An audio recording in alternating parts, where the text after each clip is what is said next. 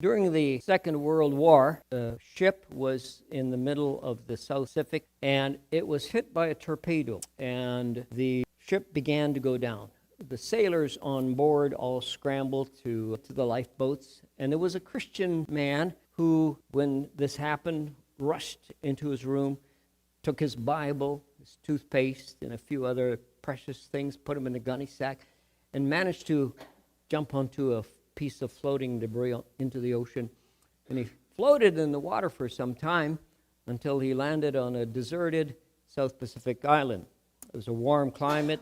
There was a lot of fruit trees growing, and so when he got there, he settled in, began to prepare a place for himself to live. He built a little bit of a shack, and he was able to find the food and survive, and he was waiting to be rescued. He had built this really nice shack. He had put his Bible and his toothpaste and all the other things there on a shelf he made in it, and one day he went out across the island looking for food.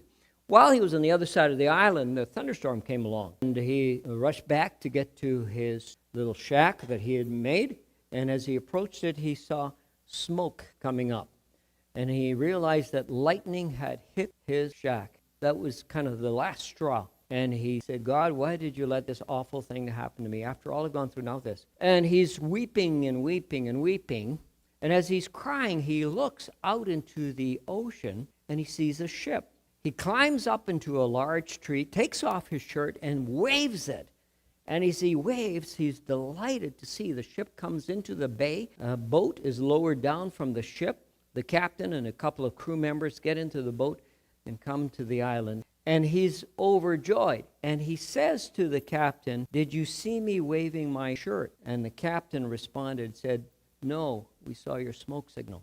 See, the very thing you think may be the worst thing to happen to you, maybe it might be just the best.